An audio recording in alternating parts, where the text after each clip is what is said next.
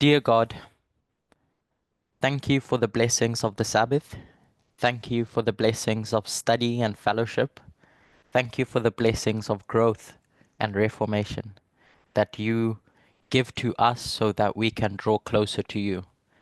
As you continue and wrap up this work in the story of redemption, I pray and ask that you may be with us as we study together today.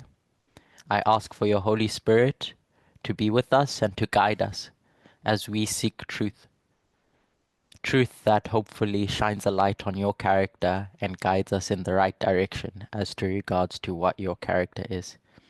I pray all these things in Jesus' name. Amen.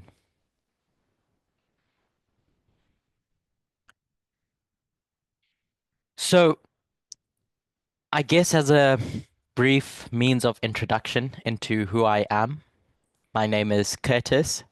I've had the opportunity to speak with some of you, but I don't know most of you.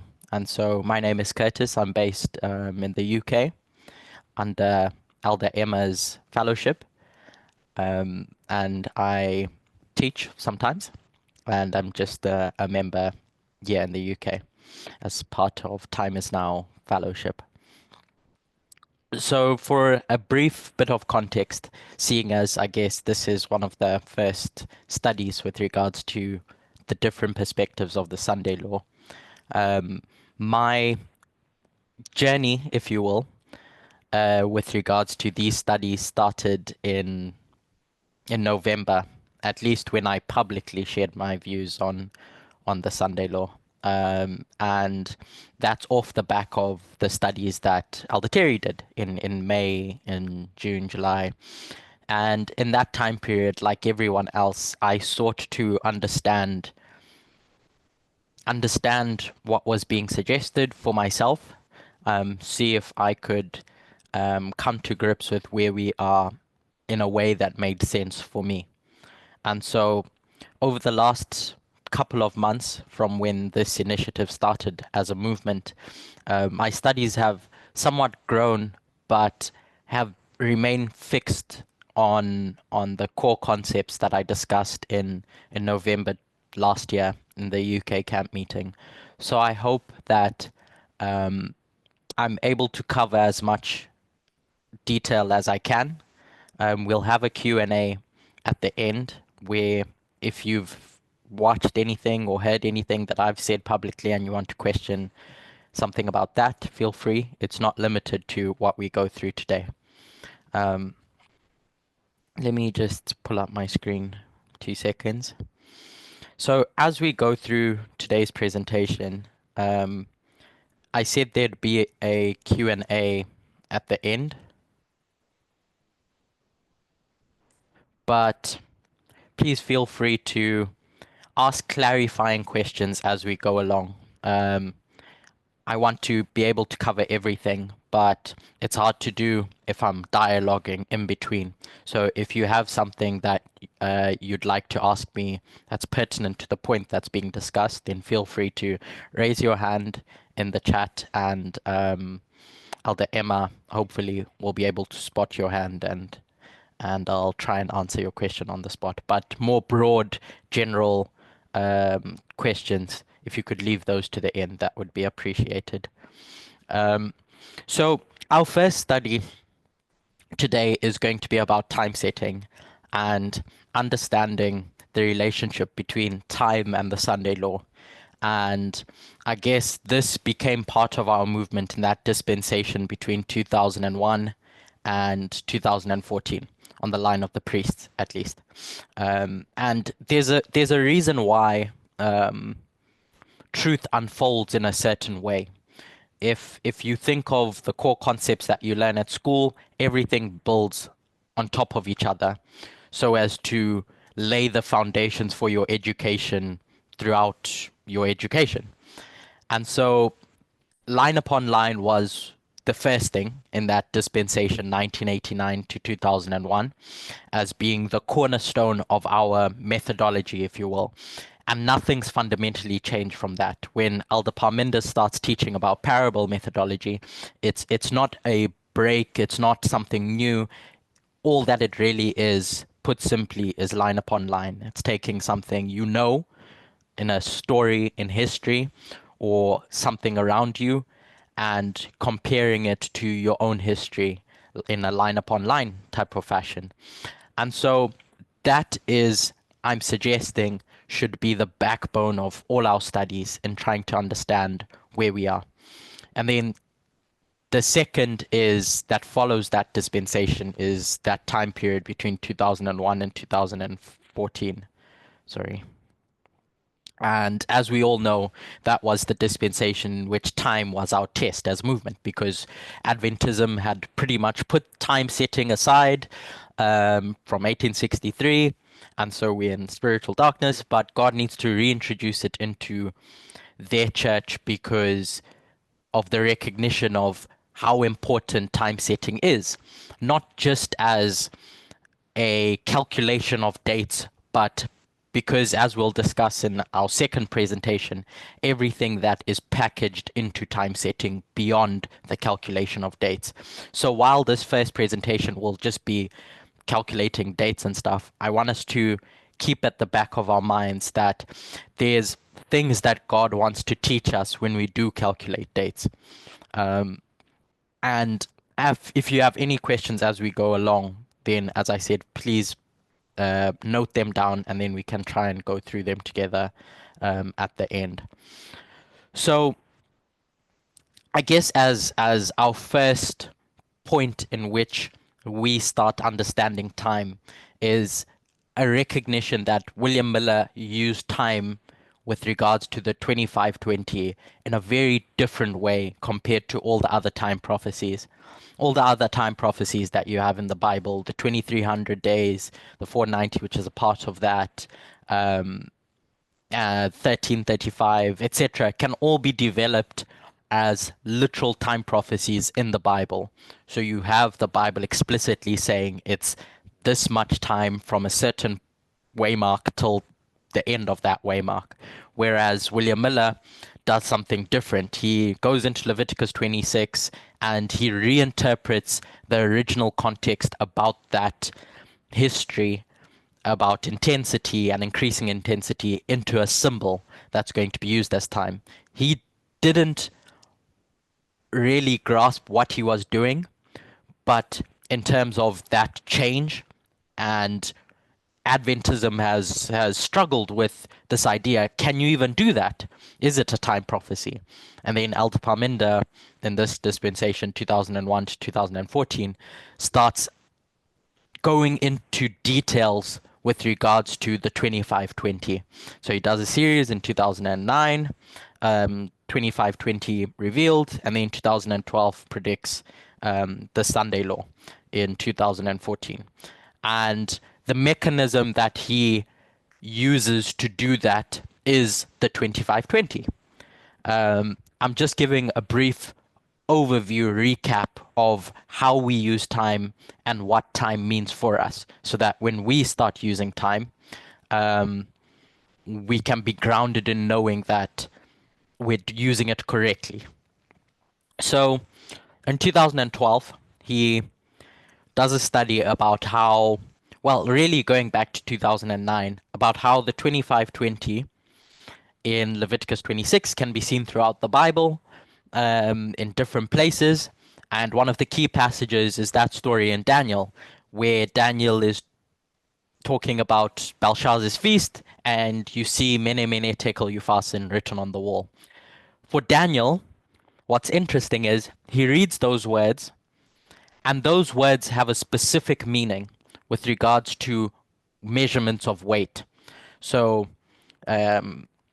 you have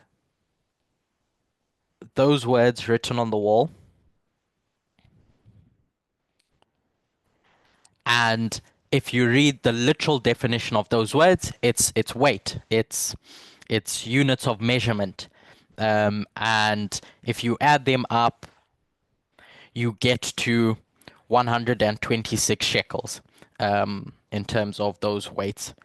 But when you convert those shekels into geras, which is just another currency, if you will, another a measurement of weight, you end up with 2520 Geras. And so these terms 2520 and 126 become interchangeable because they're referring to the same thing. And you see this in the scattering of the papacy from 538 up until 1798, where the 1260, as we know, forms a part of the 2520. One of those 2520s is split into two, where you have 126 leading up to 538, and then another one 1260 leading up to 1798. So these become interchangeable terms. And the key point in that study about the Sunday law in 2014 is, where do you start the scattering and where does that gathering end? And so the first thing Elder Parminder does is demonstrate that from our time of the end, or leading up to our time of the end, there's 126 years from 1863, when we'll say the church goes into a scattering. And so the question is, like the Millerites, they had two primary 2520. They had two 2520s in which they should have grappled with. William Miller focuses on one, then Hiram Edson focuses on another, um, and that whole history, etc., etc. But Alpaminder recognizes that in 1888, there was a lot going on externally and internally with regards to the glorious land and God's people. Externally, we have the Blair Bill, as we all know the history about that and the passage of a Sunday law. But internally, there's a message that's going to be given by A.T. Jones and E.J. Wagner, which is righteousness by faith. And that's what the third angel's message is. Ellen White says that the message from A.T. Jones and Wagner is the third angel's message in verity. And so those are the two components of the Sunday law.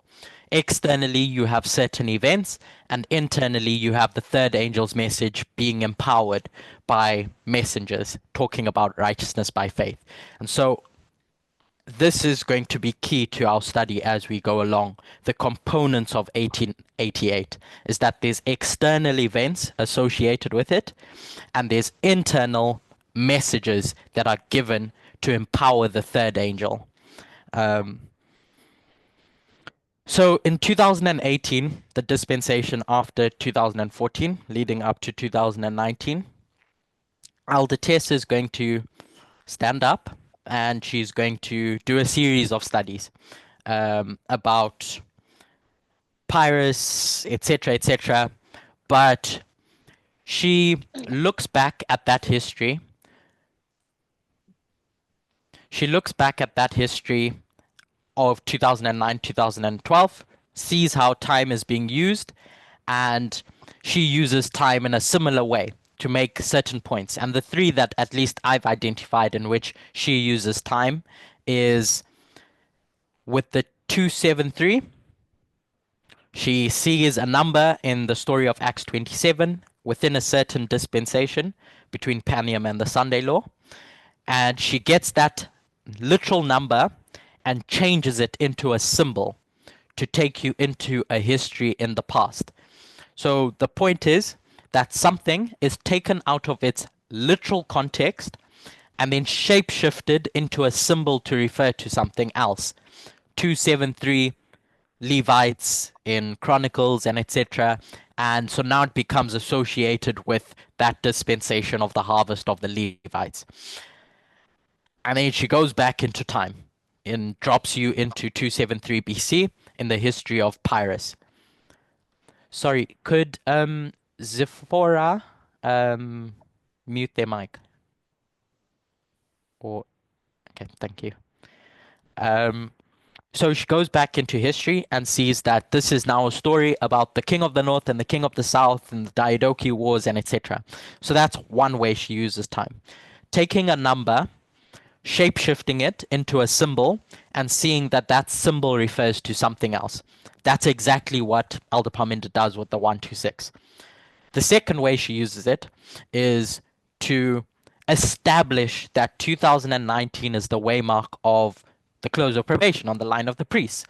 And if you remember those studies, she gets all those different symbols, which are really 2520s, packaged up the 490, 81, etc., etc.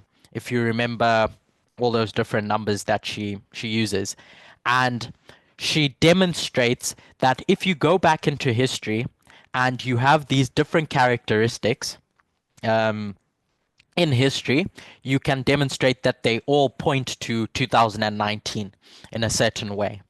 And my point in saying that is that that's grounded on line upon line. It doesn't look like it at first glance, but line upon line is really just here's a history about Napoleon, here's your history,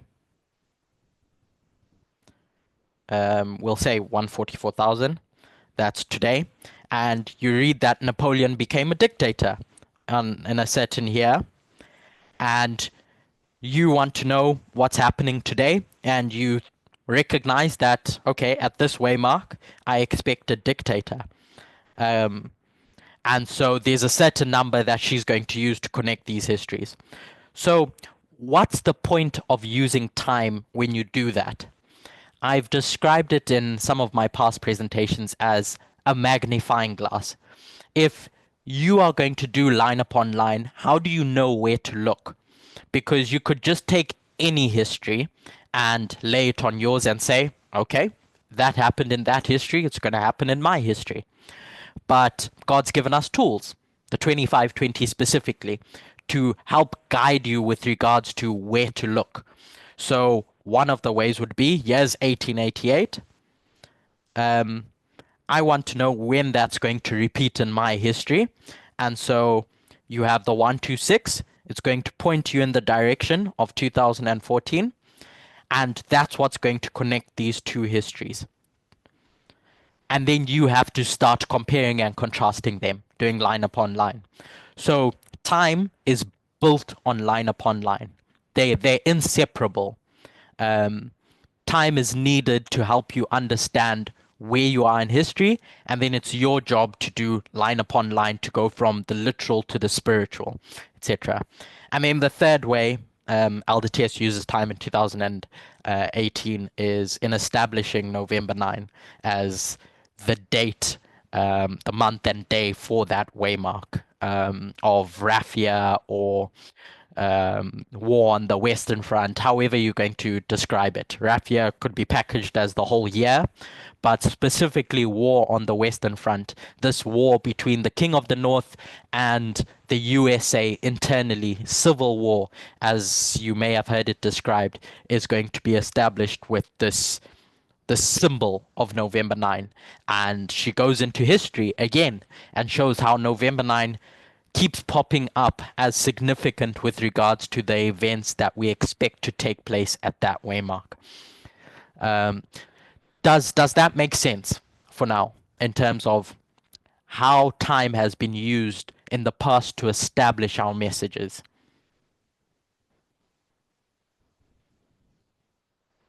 Okay. So when we think about our Sunday law and the time in which we're living in, one of the things that you need to do as a student of prophecy is you have a set of characteristics for a waymark. Whether it's the Sunday law, whether it's the time of the end, or the close of probation, or whatever waymark that you have in mind. You have read the conflict of the ages, you've studied the Bible, and so you have certain expectations of what a waymark represents or what events should take place at a waymark. So some of the things, there's a big list that we can come up with. One of the things that we know is that the King of the North goes into the glorious land. And the King of the North does that to establish a new world order, to establish a different way of running things in the glorious land.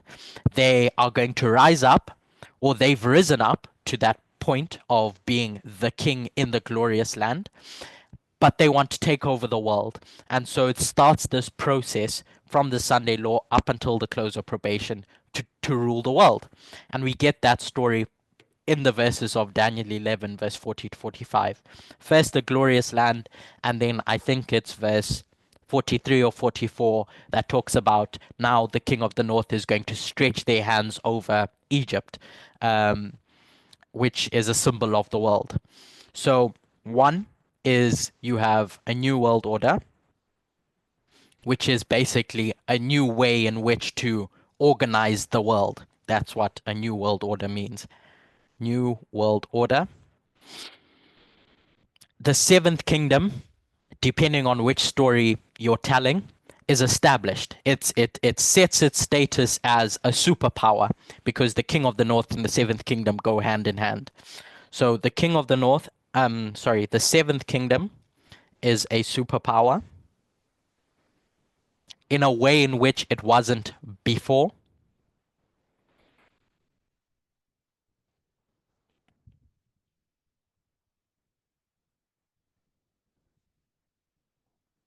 And this king of the north is ruling over everyone else. There's no bilateral world order. There's no other superpower that can contest this kingdom that's been established. When we explore Daniel 11 and that transition between Medo-Persia and Greece, um, we mark Ahasuerus as being the fourth king that's far Ahasuerus or Artaxerxes. Um, okay, I'll slow down. Um, we mark Ahasuerus, I think it's Artaxerxes, as the fourth king that's far richer. And the point that we take from that study is that Donald Trump is the last king of the sixth kingdom. And then there's this period of time between the end of the sixth kingdom and Xerxes as being that last king. And then you get Alexander the Great that rises up in Greece.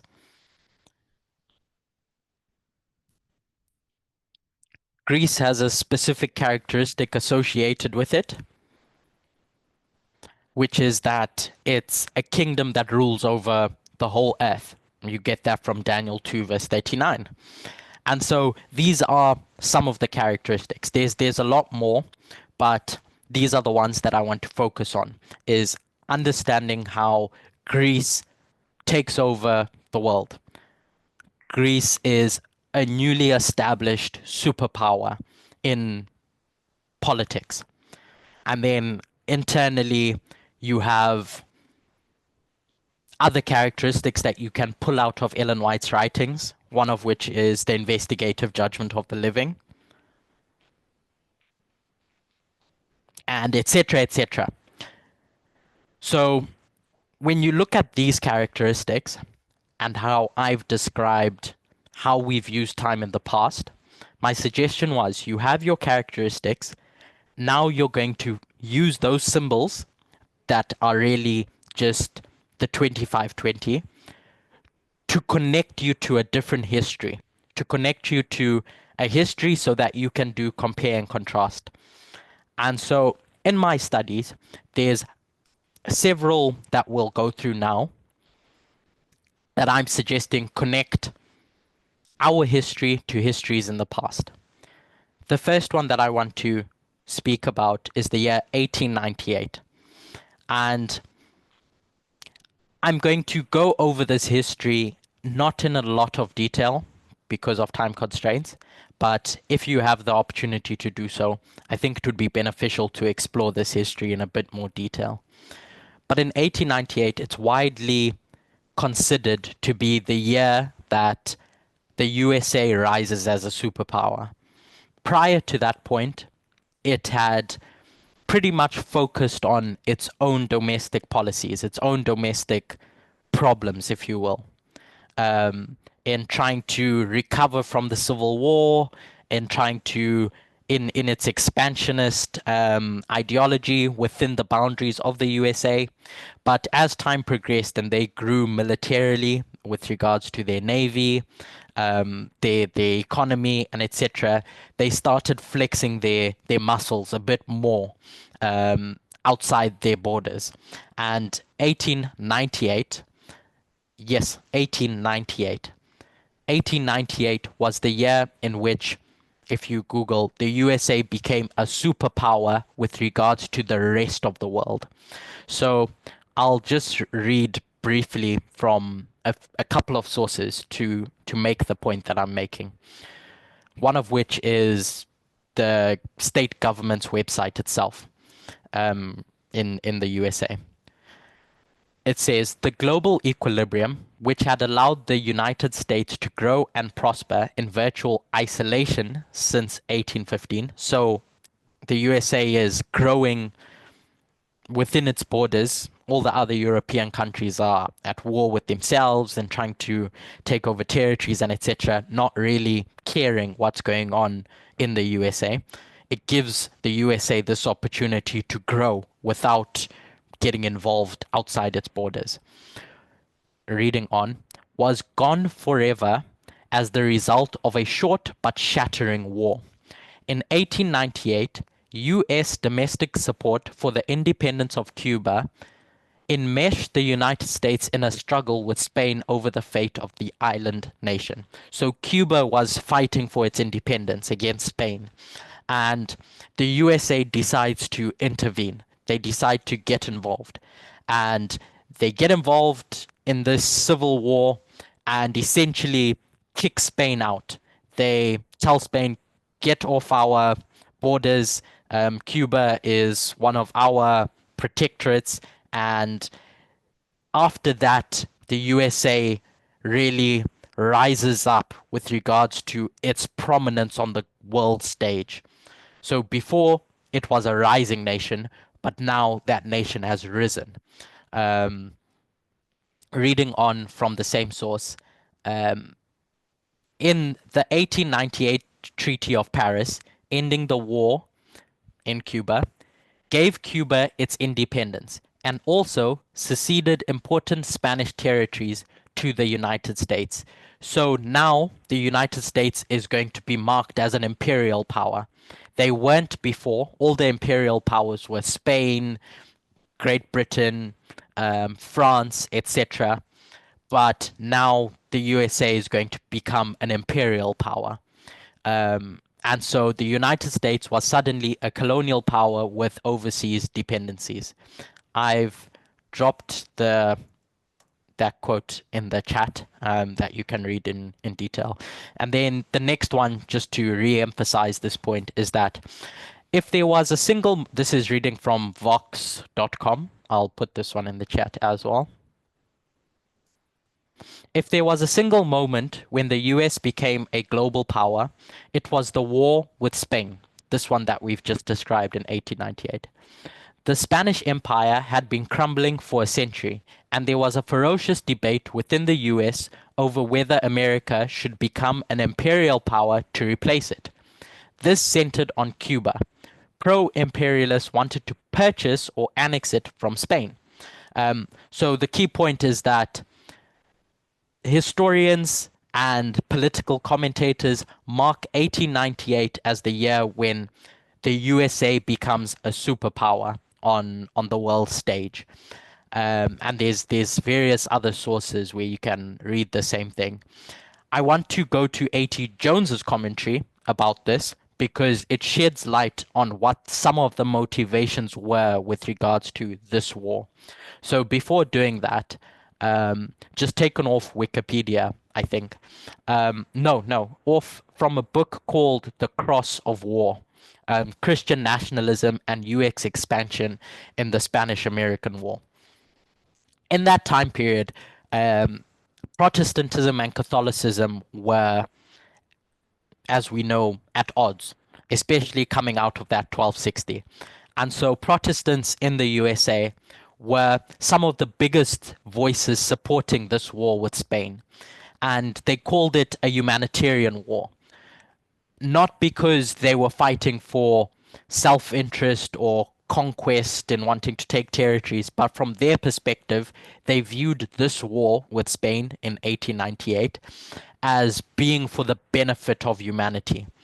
So, from their eyes, this was benefiting humanity because it was a triumph of Protestant USA, giving it the opportunity to send missionaries into all these Catholic territories. Spain was a Catholic nation, predominantly Catholic, and when it colonized these different islands, the Philippines, Cuba, etc., it took its Catholic religion to these nations. So they see this as an opportunity to get Protestantism, to convert those Catholic territories into Protestant believing nations. And so now it's framed as a holy war. It's given a religious meaning by Protestants in the land. In Americanism, this is a booklet, I think. Or no, it's a chapter in a book or series of articles by A.T. Jones. Um, in the American Sentinel.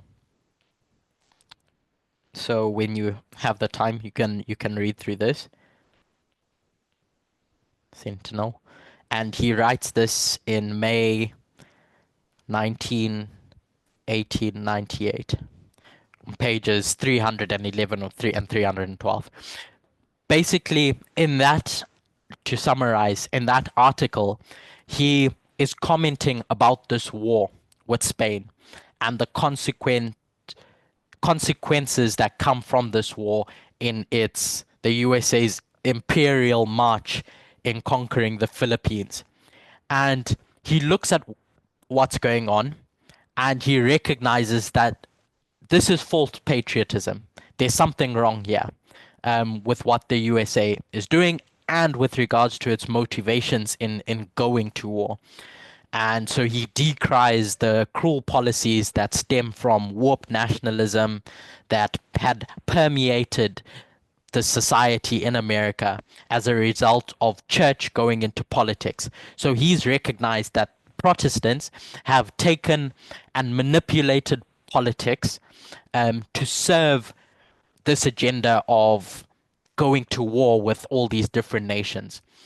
So the point is, from all of that, that 1898 is widely considered as the year that the USA becomes a global superpower.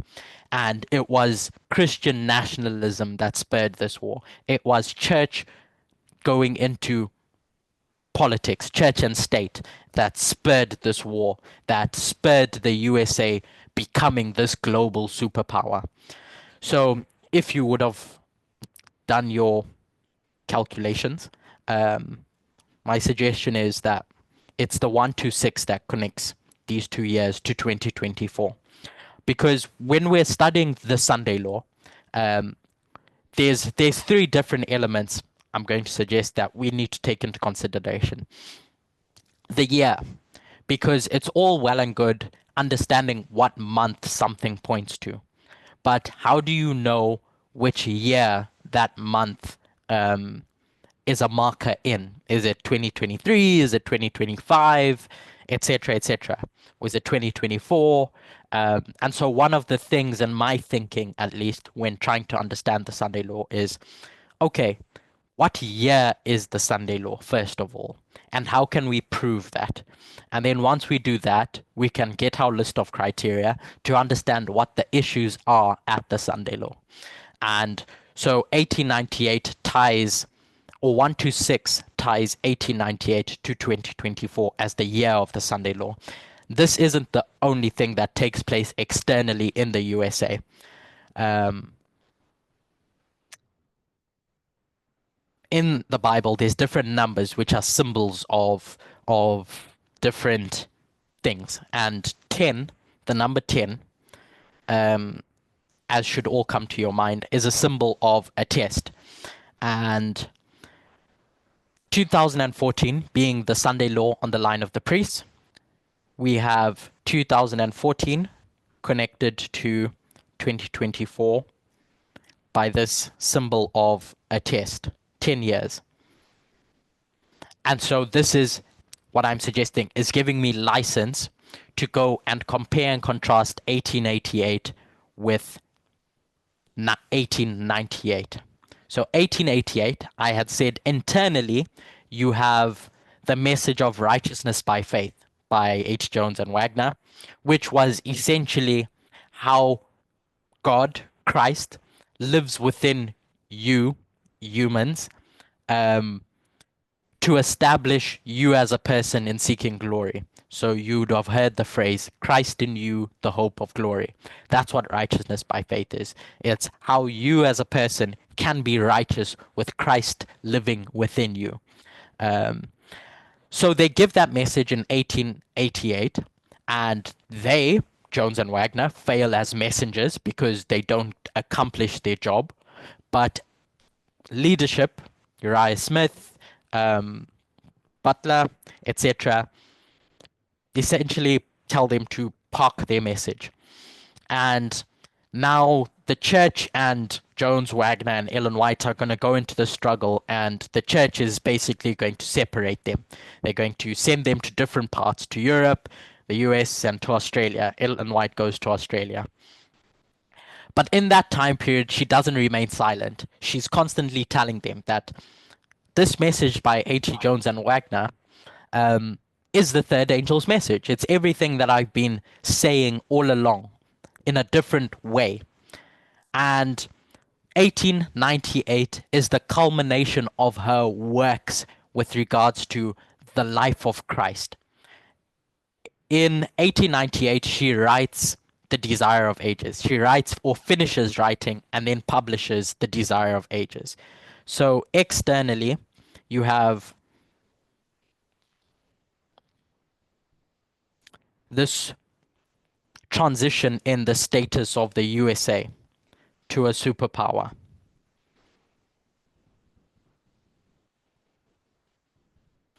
Internally, when we say internal, we mean the church. Desire of Ages is published. And I'm hoping you all would have read Desire of Ages because it's it's really this message of righteousness by faith packaged in a way that can be sent to the world. She had it in her mind, if you read that history carefully, of using this book as an evangelical tool for the world. So when you read about Great Controversy and its purposes, why there's two editions, you would have heard that the 1888 edition was for the church and the 1911 edition was for the world. It's the exact same dynamic with the message of righteousness by faith. The church first hears this message in 1888, and then Ellen White in 1898 finishes writing Desire of Ages, and there's discussions about who's going to publish the book, etc., etc. But the point is, this book needed to be written in a specific way that could be consumed by a general audience, not just Adventists. It was really a tool to evangelize to the world. It's from the perspective of righteousness by faith. That whole story of Jesus's life on earth is a story of Jesus being the example for us, of Christ dwelling within humanity to achieve glory, to achieve righteousness. And so this is my compare and contrast with 2014, 2024, 1888, and 1898. Does that make sense for now in terms of why I've gone to these histories and what the compare and contrast is between the two?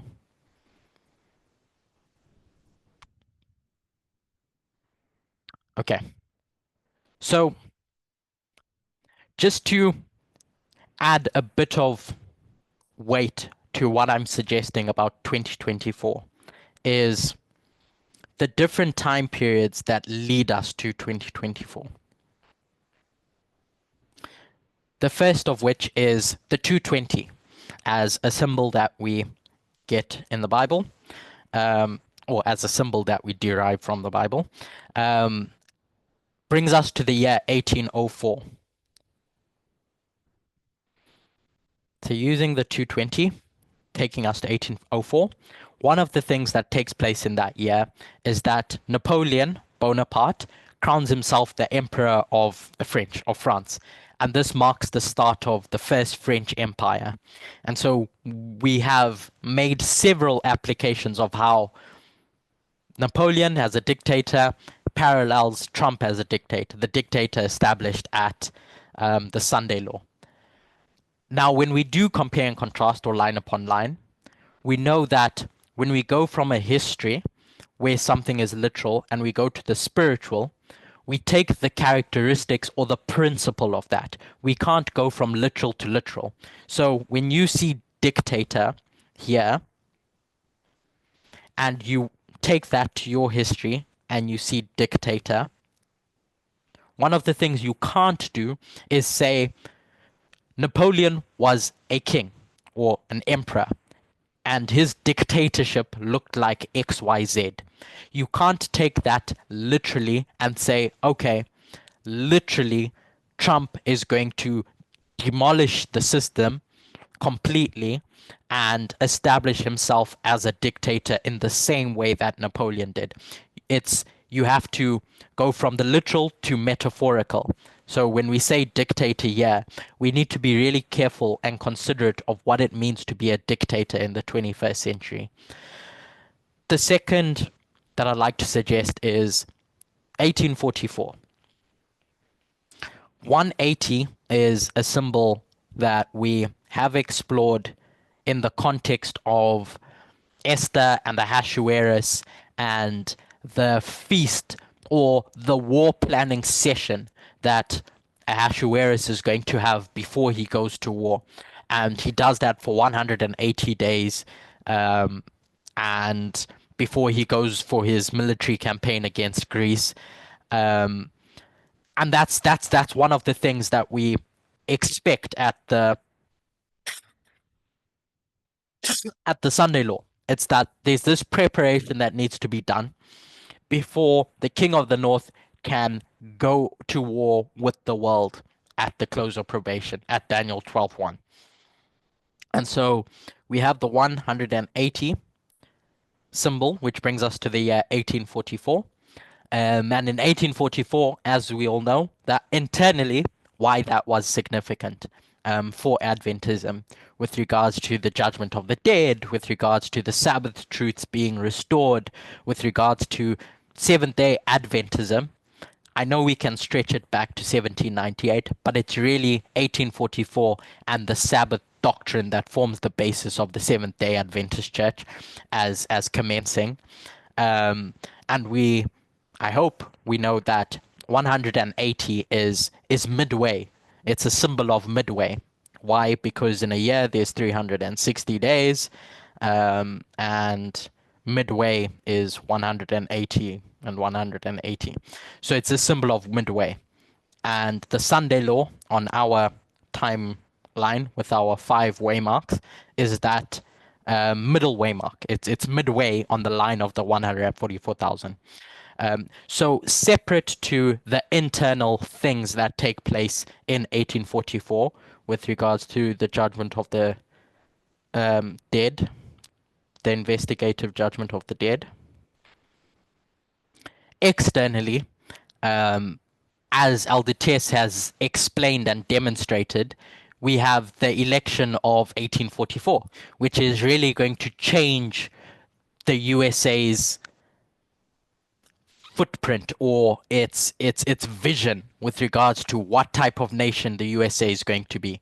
That election in 1844 between Henry Clay and James Polk really is a turning point with regards to the slavery question and the US expansionism. The underlying thing that Polk is going to run on is Manifest Destiny, which was this belief that the United States, needed to expand across the North American continent. It was destined to do that. Um, and everything that happens after this point with the 1850 compromise, with the Civil War, and etc., can be traced back to this election and James Polk, and his policies. One of the interesting things as well, which often gets overlooked, is while expansion was the major issue of this election in 1844, it was economic concerns played a role as well, with debates about tariff and the national bank and how the US is going to make money, essentially. And the outcome, as we're familiar with, is that James Polk wins, and um, because of this support for his expansionist policies and his appeal and etc. etc. So the next history that I want to suggest that connects to our own is 1873 and the 151. In 1873, in Germany, you had what was called a Kulturkampf. In English, that translates to cultural struggle.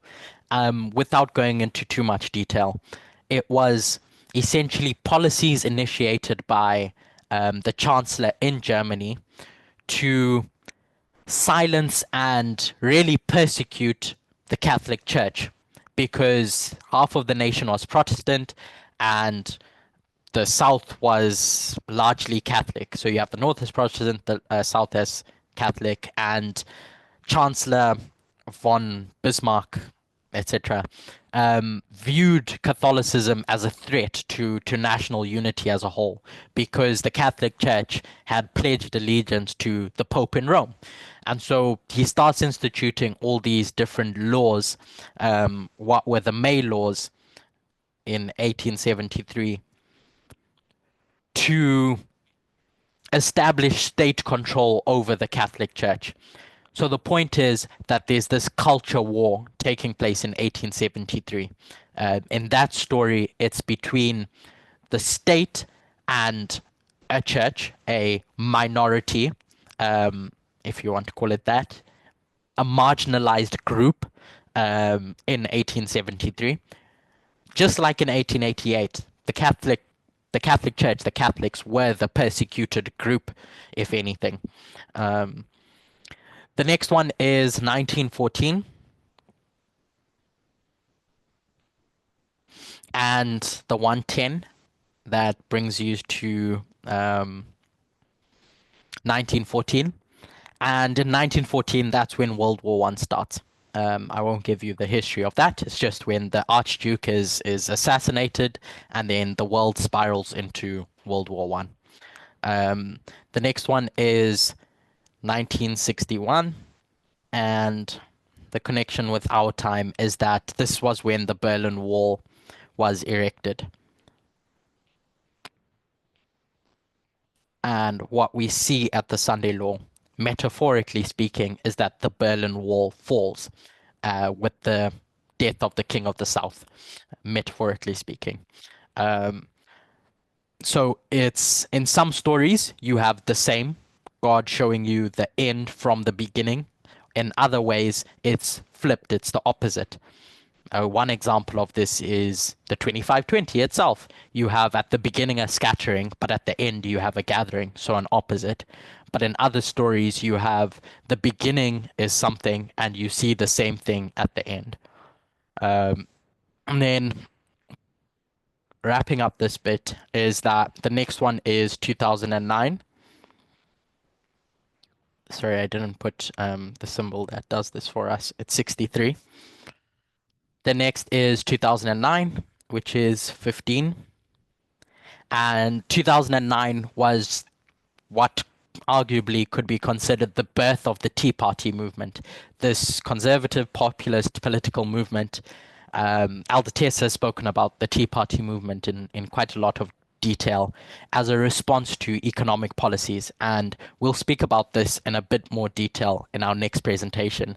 But one thing that I want to point out is that, yes, the Tea Party movement and its rise really precipitated what we see today with regards to the Republican Party and the Trump administration.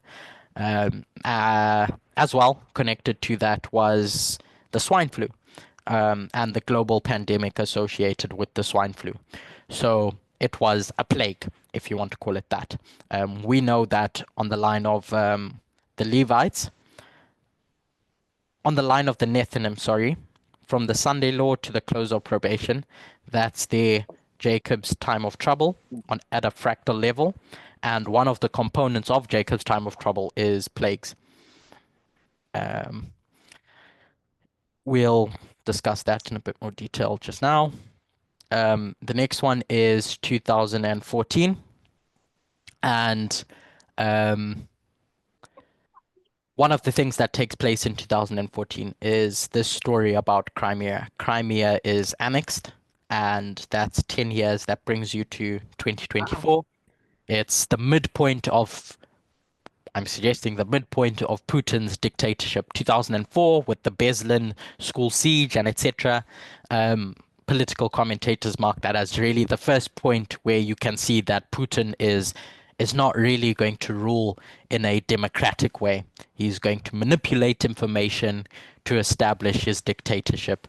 Um, and then in 2024, I'm suggesting that's the end of that midpoint between 2004 and 2024. 2014 being that midpoint. And then the last one is 2019, um, which was COVID, really. Um, Again, making that parallel between Jacob's time of trouble and the plagues. Another thing that took place in 2019 actually was a measles outbreak, the biggest measles outbreak that the US had seen in more than 25 years. Um, and if it hadn't escaped your attention, currently in the US, there's a measles outbreak. A large part of that is driven by the drop in vaccination levels that the US has seen after COVID. Um, Imbe achala calling. A late young when German sorry, when you're Philip, could you mute your mic? Thank you. So each of these histories can be expounded on, and I'd love for you to go into each of those histories to understand what each of them are. But the point is, in doing all that, is that when we consider methodology and how we use methodology, we can compare and contrast it, different histories, but how do we know where to look?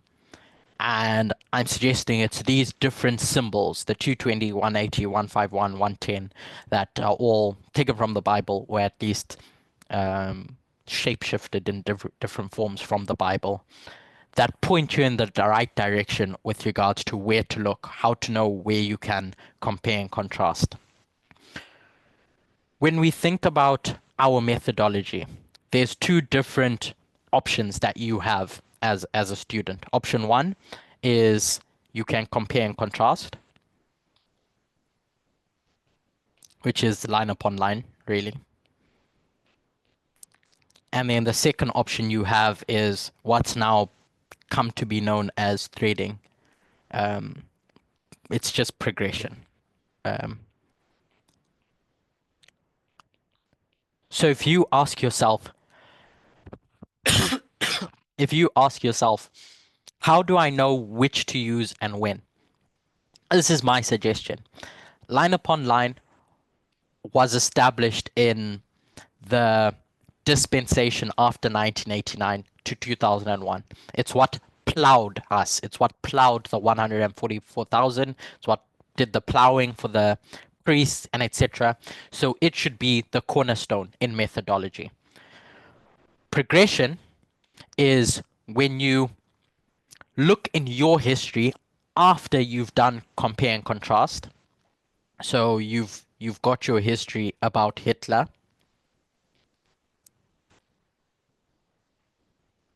and you want to understand your history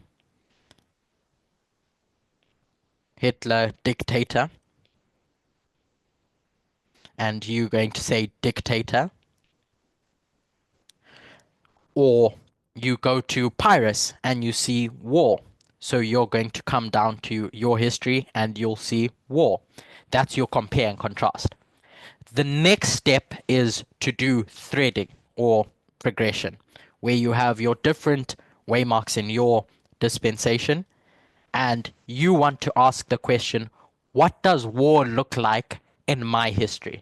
Because I can't take elephants from Pyrrhus's history and say, I'm going to expect elephants today. What you're going to do is go to your first waymark, 1989, and see, okay, that's the birth of the information age. And you're going to see this continual story with regards to war using information. Hello, Elizabeth. Please, could you mute? Thank you. You're going to see war with regards to information. And that's step 2. What are the dangers of starting here? Of starting doing it the other way around? Of using threading first, or not even first, just using threading, is that, in my opinion at least, it's extremely subjective. Is that you want to know what happens at the Sunday law. First of all, when the Sunday law is, and what the issue is at the Sunday law. The suggestion is that if you do threading, how do you know which waymark ends that thread, or which waymark to choose as part of that thread? How do you know? Because you could have one story that you're telling, which could be pretty legit, or I could have another story that could seem pretty legit. But what's going to ground me in knowing what the truth is? Solomon says that there's nothing new under the sun. And that's really just an expression of this idea of line upon line. The point that Solomon is making is that human nature is is invariable. It doesn't change too much when you go from history to history. All that changes is the technology of the times or the circumstances, but really how humans behave from when the sun rose to when the sun sets is not going to be fundamentally different. So knowing that in our minds, line upon line, now gets imprinted with regards to understanding the nature of humanity. If I know that humans are going to behave in a certain way under economic pressures, a populist is going to rise up. Hitler, after the economic Great Depression, I know what should I expect when I see a recession in my history. I should expect a populist to rise up, because each time that happens, populists rise up. Julius Caesar rose to power in the exact same way because humans don't fundamentally change. That's line upon line. It's taking that into recognition and saying, okay, so in this history, I know this happened. So when I see this happen in my history, I know what the resulting effect is going to be. So I've gone on for an hour. Um, I'll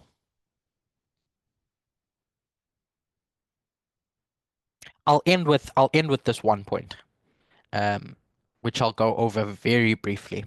So the first thing that I wanted to do in establishing that was the year of the Sunday law,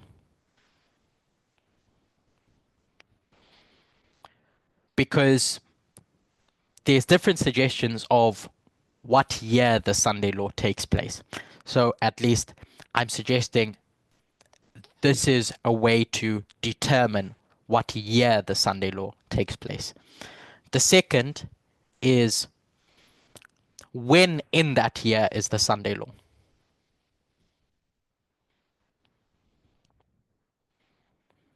Now, I've done this study in a lot more detail than I'm going to do in the next 15 minutes. Um, so if you have the opportunity, I'd encourage you to watch those other studies.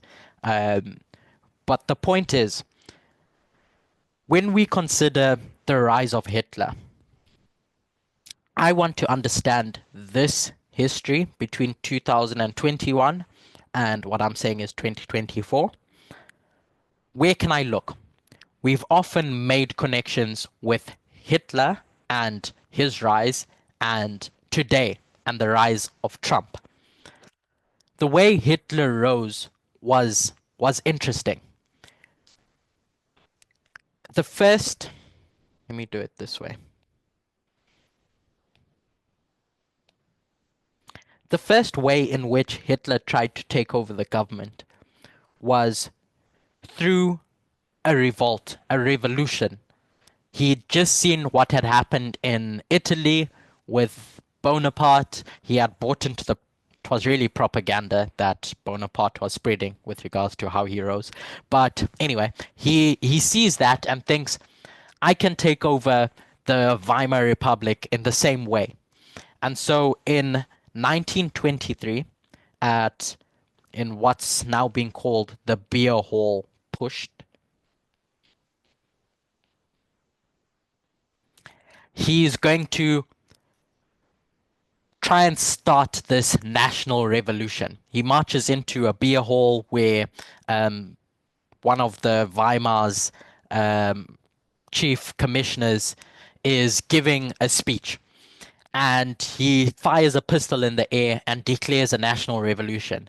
That was on November the 8th, I think. And then the next day, he gathers about 2,000 Nazi supporters and he goes into Munich, and with these supporters, he tries to take down the government. He tries to overthrow the government, but he fails.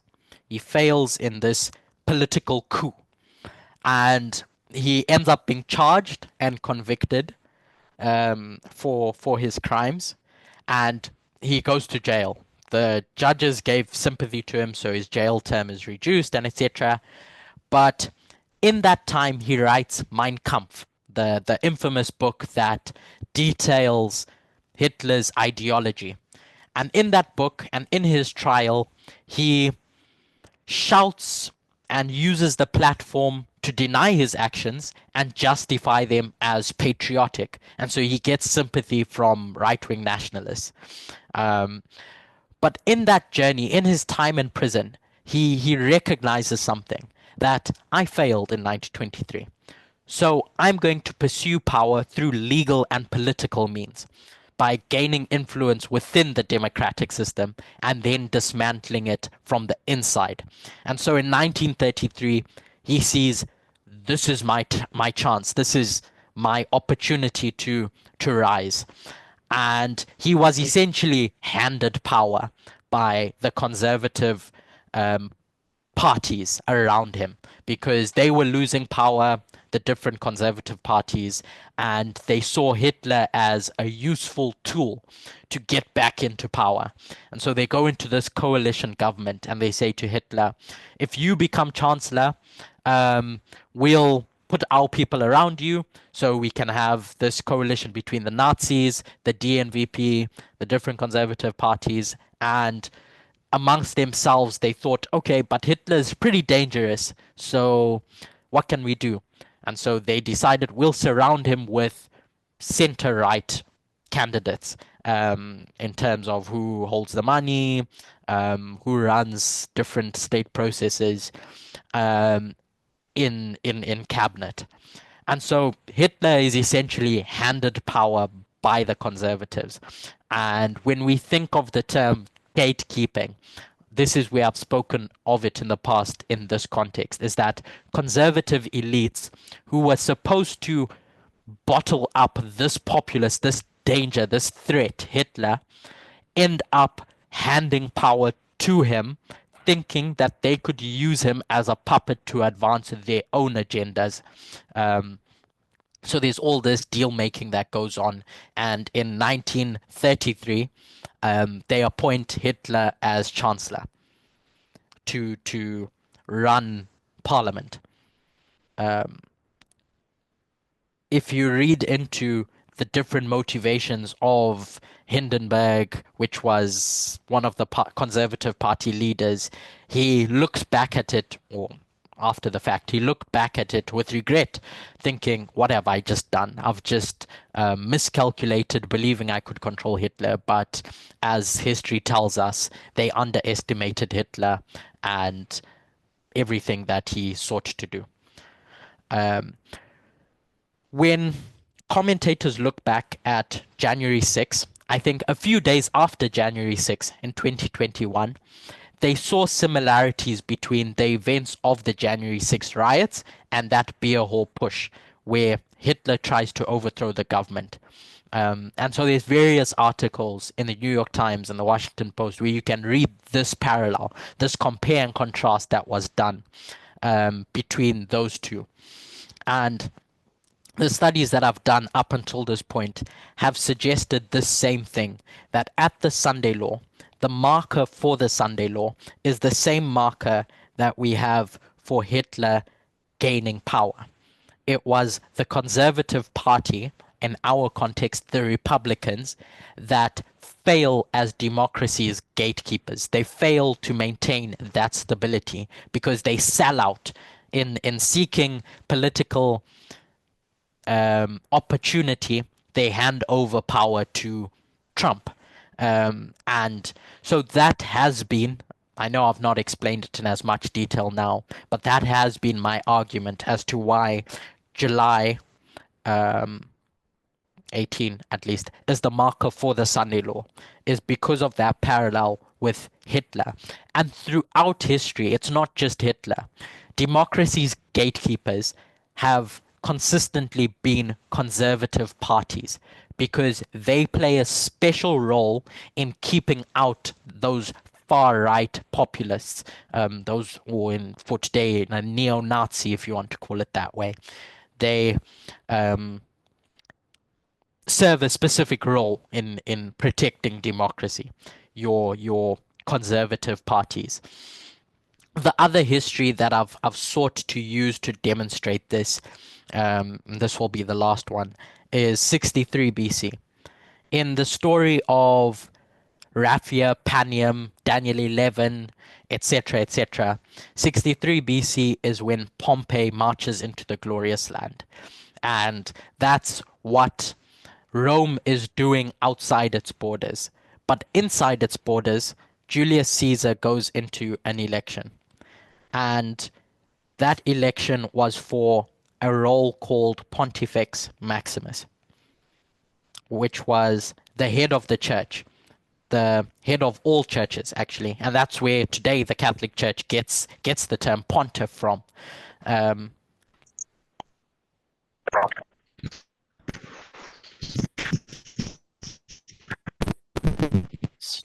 Hello, sorry, Guang.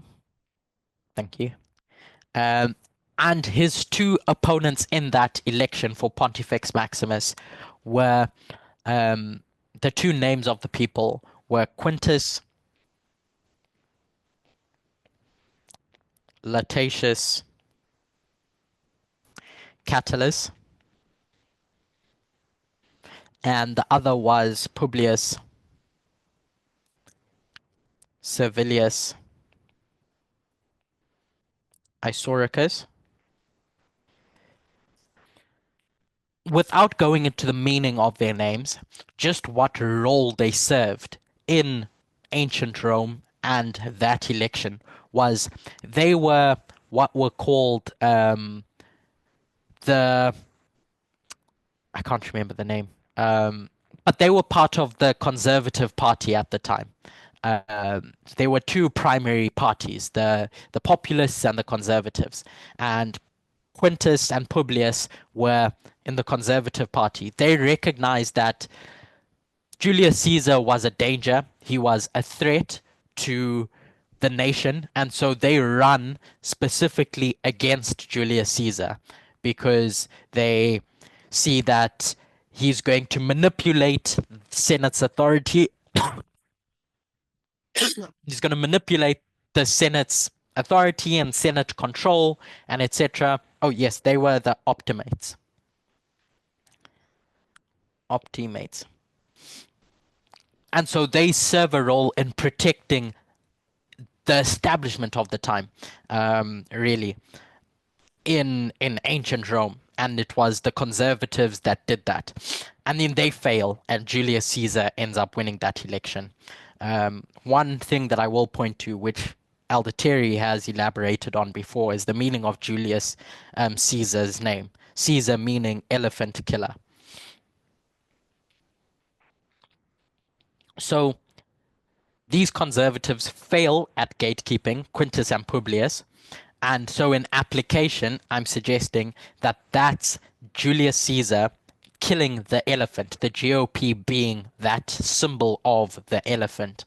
And so it's these two stories, Hitler and how he takes over the German government, and Julius Caesar and how he becomes Pontifex Maximus, that I think serve as parallels to the Sunday law, which can identify what the issue is that makes the Sunday law the Sunday law. Now, to close, at the beginning, I said that time points you in the direction of where to look at. And then you compare and contrast your different stories that will point out the issue, the thing that is the marker. On the line of Acts 27, we'll go into that in our next presentation. But in that story of Acts 27, at the midnight cry or Panium, if you will, whatever you want to call it in that story, that's Acts 27 verse 27. You have that calculation of distance, and the distance measured is the 2520 because it's the symbol of time that gives you the time until shipwreck comes. There's this distance calculated. So we started off by understanding and describing the different forms of the 2520. It's the 126. It can be called the 7 times, interchangeable with the 1260. All of these things are the same thing. They're the 2520. 7 times being 7 years, 7 literal years. What does Revelation 13 call the 1260? 3.5 times. So 3 years, 6 months. That's what the 2520 is. It's the 126, it's the 7 times 7 years, it's the 1260, it's 3 years, 6 months. All these things are interchangeable. It's the same thing. It's all talking about this idea of judgment, scattering, etc. They're part of the same package. And so when we think of this waymark, what this waymark is,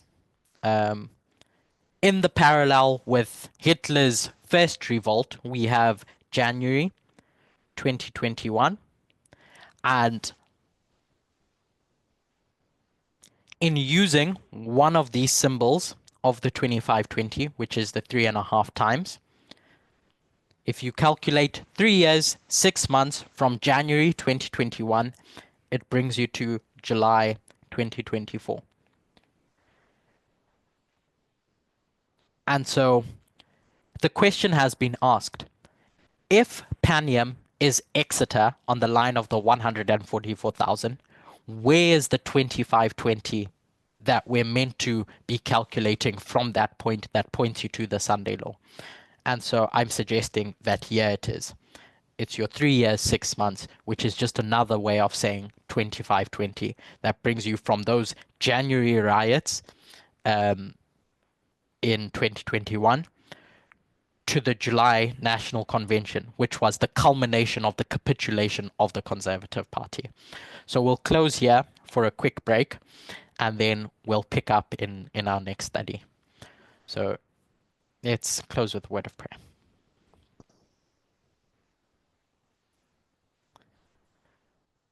Dear God, Thank you for the opportunity to go through these things together. I appreciate that there's just so much to cover and it's impossible trying to do it in a little amount of time. But I pray that I may have done justice to the study. And I pray that whatever questions people may have, whatever questions I may have, as time goes on, we may seek to answer those questions. Um, Please be with us now as we take a quick break and come back to continue studying together. This is my prayer in Jesus' name. Amen.